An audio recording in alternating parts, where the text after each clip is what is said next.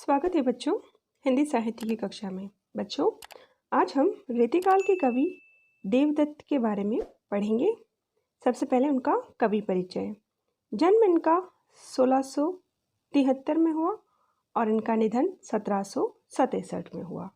इनका जन्म इटावा उत्तर प्रदेश में हुआ था। इनका पूरा नाम देवदत्त द्विवेदी था। औरंगजेब के पुत्र आलम शाह के संपर्क में आने के बाद देव ने अनेक आश्रयदाता बदले, किंतु सबसे अधिक संतुष्टि भोगीलाल नामक सहृदय आश्रयदाता के यहाँ प्राप्त हुई, जिसने उनके काव्य से प्रसन्न होकर उन्हें लाखों की संपत्ति दान की।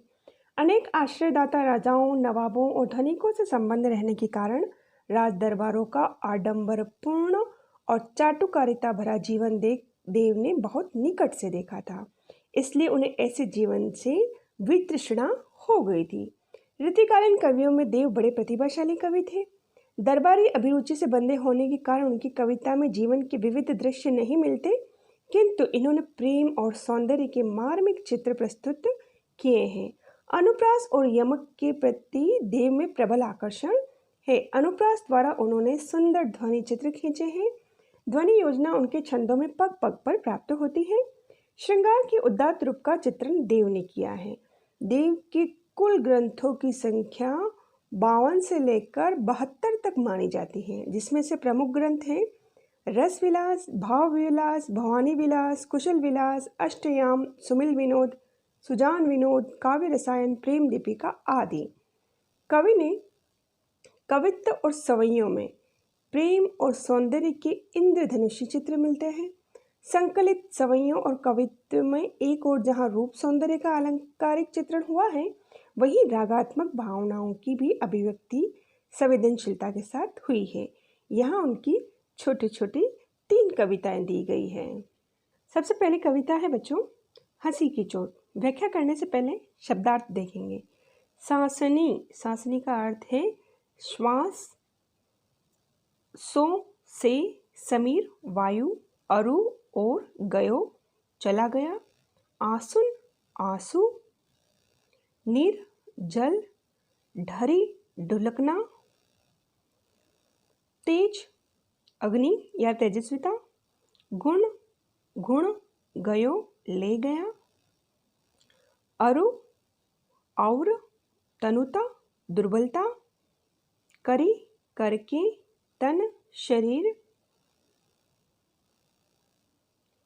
जिए जीवित हैं, मिलबेही मिलने की आस आशा, आसहु आशा में, आकाश आकाश रहियो रहा। फेरी मुख फेरी, यह एक मुहावरा है बच्चों, मुख फेरना। हरे हरण करना या चुरा लेना। हंसी हास्य, हेरी ढूंढना, हियो हृदय, हरि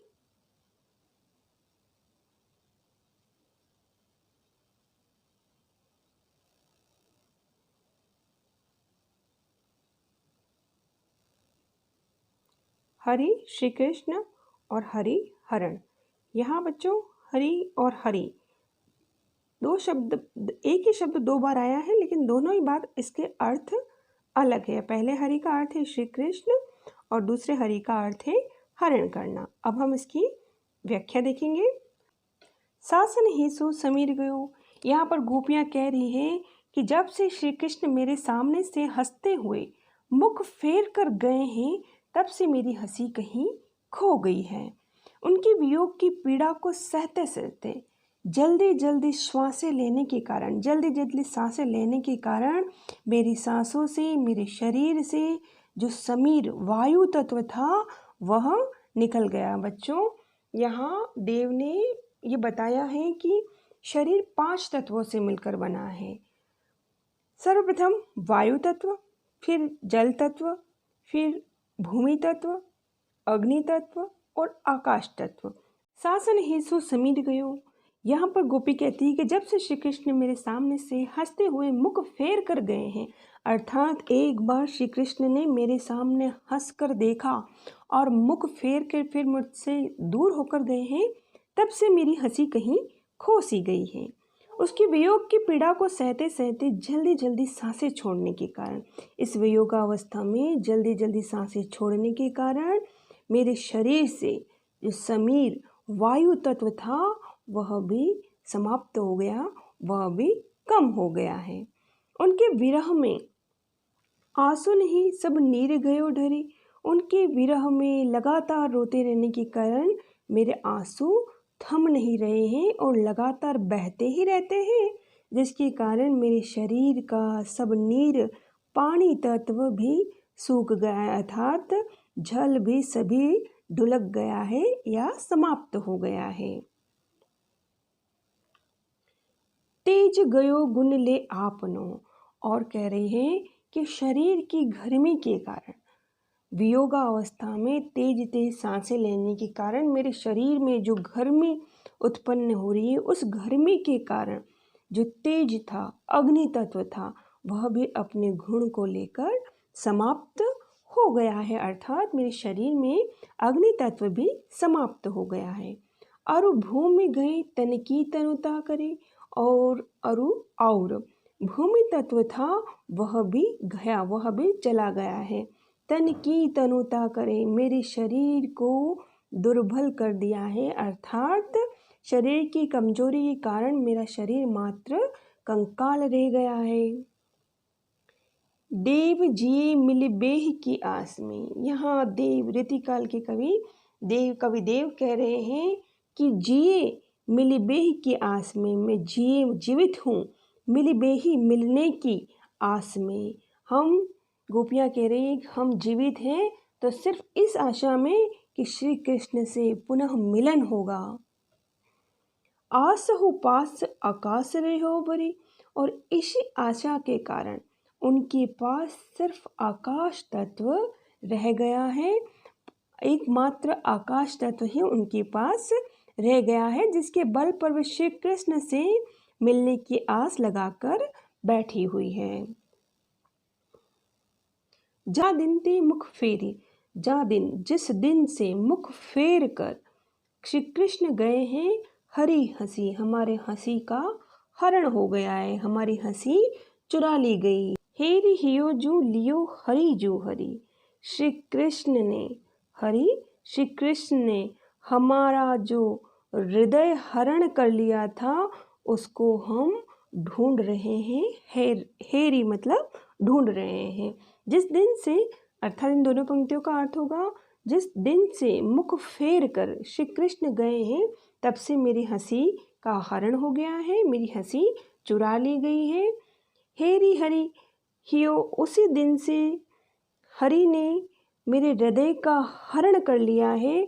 उस हृदय को हम ढूंढ ढूंढ कर थक गए हैं और मेरा हृदय जो श्री कृष्ण के प्रेम में अनुरक्त हो गया है। इसका प्रसंग हम लिखेंगे बच्चों। प्रस्तुत पद्य में श्री कृष्ण की मुंह फेर लेने से गोपियां हंसना ही भूल गई हैं। कृष्ण को खोज खोज कर हार गई है। अब तो वे कृष्ण से मिलने की आशा पर ही जीवित हैं। उनके शरीर के पंच तत्व अर्थात वायु, जल, अग्नि, भूमि और आकाश, इन पंच तत्वों में से केवल आकाश तत्व ही शेष रह गया है। इसका विशेष श्रृंगार रस के वियोग पक्ष का वर्णन है, अर्थात विप्रलंभ का या वियोग श्रृंगार का वर्णन है। बच्चों, श्रृंगार रस के दो पक्ष होते हैं, संयोग और वियोग। यहाँ गोपियाँ श्री कृष्ण से दूर है इसलिए वियोग पक्ष है। ब्रज भाषा का प्रयोग किया गया है। भाषा सहज सरल भाव के अनुकूल है। सवैया छंद का प्रयोग किया गया है। गोपी के विरह का अत्यंत बड़ा चढ़ाकर वर्णन किया गया है, इसलिए यहाँ पर अतिशयोक्ति अलंकार है। अतिशयोक्ति अलंकार की परिभाषा है बच्चों अतिशय उक्ति, अर्थात किसी बात को जब बड़ा चढ़ाकर बताया जाता है वहाँ पर अतिशयोक्ति अलंकार होता है। श्रृंगार रस है इसलिए माधुर्य गुण का समावेश वहाँ होता है। प्रस्तुत पद्य में भी माधुर्य गुण का प्रयोग किया गया है। लयात्मकता और गेयता से युक्त पद्य है। शासन ही सो समीर, यहाँ सवर्ण की आवृत्ति है इसलिए अनुप्रास अलंकार है। तन की तनुता, यहाँ त और न वर्ण की आवृत्ति है इसलिए यहाँ पर अनुप्रास अलंकार का प्रयोग किया गया है। हेरी हियो जू लियो हरि जू हरि। पहले वाले हरि का अर्थ है श्री कृष्ण और दूसरे वाले हरि का अर्थ है हरण, इसलिए यहाँ पर यमक अलंकार का प्रयोग किया गया है। यमक अलंकार की परिभाषा है बच्चों, जब वाक्य में शब्द दो या दो से अधिक बार आए और प्रत्येक बार उस शब्द का अर्थ अलग अलग होता है, वहाँ यमक अलंकार होता है। मुंह फेर लेना आदि मुहावरों का प्रयोग भी किया गया है। अगला पद्य है बच्चों सपना। जहरी जहरी का अर्थ है बच्चों झरझर की आवाज़। जीनी मतलब हल्की, परती मतलब पड़ती है या गिर रही थी। गहरी गहरी, गहरी गहरी का अर्थ है घड़घड़ाहट की आवाज़। घटा, बरसात की जो घटाएं होती है, गगन आकाश में। आनी, आने को। कहियो, कहा। श्याम, श्री कृष्ण। मो, मुझे। सो, से। चलो, चलते हैं। जुलिबे, जुलने को। फूली न समानी, अत्यंत खुश होना। भई, हो गई। हो, मैं। मगन, प्रेम में। मस्त, आनंद, आनंदित। उठियो ही, उठना ही। उठी गई, समाप्त हो गई। निगोड़ी, निर्दयी, नींद। भाग, भाग्य। जगन, जागने की क्रिया। घन, बादल, घनश्याम, श्री कृष्ण। दृगन, नेत्र, आंसू,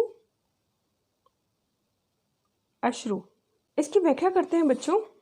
गोपी कहती है कि मैंने सपने में देखा कि झरी झरी बरसात की बूंदों की झड़ी लगी हुई थी और झरझर करके बरसात की आवाज़ के साथ ही झीनी झीनी हल्की हल्की बूंदें पड़ रही थी। बरसात की झड़ी लगी हुई थी और हल्की हल्की बूंदें गिर रही थी। गहरी गहरी घटा गिरी गगन में और आकाश में घड़घड़ाहट करते हुए बादलों की घटाएं आकाश में छाई हुई थी। आनी कहो, आने को कहा। उसी समय आनी कहो, आने को कहा। शाम ने मौसो, मुझको। चलो जूलीबे को आ, चलो इस सुहावने मौसम में हम झूला झूलने चलते हैं। फूली न समानी, जैसे ही श्री कृष्ण ने गोपियों से ये कहा कि इस सुहावने मौसम में हम झूला झूलने चलते हैं, तो गोपियाँ बहुत आनंदित हो गई, बहुत प्रसन्न हो गई। आनंद में फूली न समानी, बहुत आनंद हो गई। भई ऐसी हो मगन में, और उस खुशी में वह बहुत मग्न हो गई। चाहत उठियो हुई, और जैसे ही वह श्री कृष्ण के साथ झूला झूलने की चाहत में उठियो ही उठी, उठ गई सो निगोड़ी नींद। और उनकी जो निर्दयी नींद थी, वह अभागी नींद थी, वह खुल गई। सो गए भाग मेरे, वो कह रहे हैं जानी वा जगन में, उस जगने की क्रिया में मेरे जो जगे हुए भाग्य थे वह सो गए।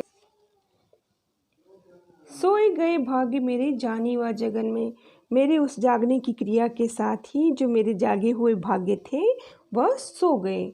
यहाँ पर नींद का खुलना और भाग्य का सोना विरोधाभास अलंकार है। अर्थात जहाँ विरोध, वास्तविक विरोध नहीं होता है लेकिन विरोध का आभास होता है, वहाँ विरोधाभास अलंकार होता है। आँख खोली देखियो तो गन है न घनश्याम, वो कह रही है जैसे ही हमारी नींद खुली और हमने आँख खोल कर देखा तो वहाँ पर न तो बादल थे और न ही घनश्याम थे। वे ही छाई बूंदे मेरे आंसू हवे दृगन में, और वही जो बरसात की बूंदों की कल्पना मेरे सपनों में चल रही थी, वही बूंदें मेरे आँखों में आंसुओं के रूप में छा गई। इसका प्रसंग हम लिखेंगे बच्चों। कृष्ण स्वप्न में गोपी को अपने साथ झूला झूलने को कहते हैं, तभी गोपी की नींद टूट जाती है, उसका स्वप्न खंडित हो जाता है। इसमें संयोग और वियोग का मार्मिक चित्रण है। संयोग, जब श्री कृष्ण गोपियों को झूला झूलने के लिए कहते हैं तो ये श्रृंगार का संयोग पक्ष है, और जैसे ही उनकी नींद खुलती है वहाँ घनश्याम नहीं होते हैं तो ये श्रृंगार का वियोग पक्ष है। इसका विशेष गोपियाँ श्री कृष्ण के निकट रहने की इच्छा का वर्णन किया गया है। श्रृंगार के संयोग और वियोग दोनों ही पक्षों का सुंदर वर्णन है। ब्रिजभाषा का प्रयोग किया गया है, कवित्व छंद का प्रयोग किया गया है। श्रृंगार रस है तो माधुर्य गुण का प्रयोग किया गया है। लयात्मकता और घेयता है। जहरी जहरी, गहरी गहरी में पुनरुक्ति प्रकाश अलंकार है। जब कोई शब्द की आवृत्ति 2 बार होती है और उसके अर्थ में कोई भिन्नता नहीं होती है, वहाँ पुनरुक्ति प्रकाश अलंकार होता है। निगोड़ी नींद यह नववर्ण की आवृत्ति है, इसलिए अनुप्रास अलंकार है। सोए गए भाग मेरे जागी व जगन में, इसमें विरोधाभास अलंकार है। नींद के जगने से उनके जगे हुए भाग्य का सो जाना, यहाँ पर वास्तविक विरोध नहीं है लेकिन विरोध का आभास है, इसलिए विरोधाभास अलंकार है। नींद का खुलना और भाग्य का सोना, इस प्रकार की विरोधाभास से गोपी की मार्मिक पीड़ा की अभिव्यक्ति हुई है। अगली कविता है बच्चों दरबार। साहिब अंध मुसाहिब मुख, सबा बहरी रंग रीछ को माचो। सबसे पहले शब्दार्थ, साहिब राजा, अंध अंधा, मुसाहिब राज दरबारी, मूक मूक गूंगे, बहरी बहरे, रंग रीछ को रंग वातावरण, रीझ प्रसन्न करना और चाटुकारिता, माचो छाया हुआ है। भूल्यो भूल गए हैं, भटक्यो भटक गए हैं, घट ओघट दुर्गम या ओघट का अर्थ होता है बच्चों दुर्गम या कठिन मार्ग। बूढ़ीबो बूढ़ीबे अर्थात डूबने का। काहू कोई भी, कर्म न बचो कर्म नहीं बचा है। भेष अर्थात वेशभूषा, सूझो सूझती है या दिखाई देती है। कहियो कहना, समझियो समझना, सुनियो सुनना। रुचि राचो अर्थात अपने आनंद तक ही सीमित रहना। निबरा नट से तात्पर्य है बच्चों अपनी कला या प्रतिभा से भटका हुआ कलाकार। बिगड़ी मति, मति मतलब बुद्धि, बिगड़ी मतलब बिगड़ी हुई अर्थात बुद्धि भ्रष्ट। सगरी सारी, निसी रात, नाचो नाचता है। अब हम इसकी व्याख्या देखेंगे। साहिब अंध मुसाहिब मुख, यहाँ देव रीतिकालीन राज व्यवस्था का वर्णन करते हुए कह रहे हैं कि जो राजा जो है वह अपनी प्रजा की तरफ से अंधे हो चुके हैं। उनकी प्रजा के प्रति क्या कर्तव्य है उनको उससे कोई लेना देना नहीं है। मुसाहिब मूक, और जो राज दरबारी है राजा के मंत्री हैं वो मूक बने हुए हैं, गूंगे बने हुए हैं, अर्थात उनको जो दायित्व है कि अपने राजा को वह सही सलाह दे प्रजा हित के कार्यों के लिए, लेकिन इन्होंने भी अपने कर्तव्य से विमुख होकर अपने आप को मूक बना दिया है और सभा जो है वह बहरी बन गई है। रंग रीछ को राजो, वहाँ पर उस सभा का जो रंग है वो वातावरण है वह सिर्फ रीछ का मतलब राजा को प्रसन्न करने का या राजा की चाटुकारिता का ही वातावरण माचो छाया हुआ है। भूल्यो तहाँ भटक्यो घट ओघट, भूल कर भी वहाँ उस ओघट उस कठिन और दुर्गम मार्ग पर भूल भटक कर भी हे कवि हे कलाकार तुम मत जाना। बुढ़िबे को अर्थात वहाँ पर डूबने का, काहू कर्म न बचो, कोई कर्म वहाँ पर तुमको डूबने से नहीं बचा पाएगा। भेष न सूझो, वहाँ उस राज दरबार में किसी को अपनी वेशभूषा का भी ध्यान नहीं है। कहियो समझो ना, और अगर उनको उनकी अच्छी बातों के लिए समझाया जाता है तो वह उस बात को समझते नहीं हैं। बतायो सुनियो नहीं, और जब कुछ अच्छी बात बताई जाती है प्रजाहित की बात की जाती है तो उसको सुनते नहीं। कहाँ रुचि राचो, वे सब अपनी रुचि अपने आनंद तक ही राचो सीमित हैं। देव तहाँ निबरे नट की, वो देव कह रहे हैं कि वहाँ पर एक निबरा नट अर्थात अपनी कला और प्रतिभा से भटका हुआ जो नट होता है, जो कलाकार होता है, वो बिगड़ी मति वह बुद्धि भ्रष्ट होकर सगरी निसी नाचो सारी रात्रि नाचता रहता है। अर्थात ये लोग यूँ कह सकते हैं कि इन्हें कला की कद्र नहीं है, जबकि वास्तविकता तो यह है कि राजा अपने फर्ज और जिम्मेदारियों को अनदेखा न करे। प्रसंग। प्रस्तुत पद्य में पतनशील और निष्क्रिय सामंती व्यवस्था पर देव ने अपनी तीखी प्रतिक्रिया व्यक्त की है। इसका विशेष हम लिखेंगे। कवि ने अपने समय की दरबारी व सामंती व्यवस्था पर चोट करते हुए उस पर अपना आक्रोश व असंतोष व्यक्त किया है। ब्रज भाषा का प्रयोग किया गया है, सवैया छंद है, शांत रस का प्रयोग किया गया है, लयात्मकता और गेयता का गुण विद्यमान है।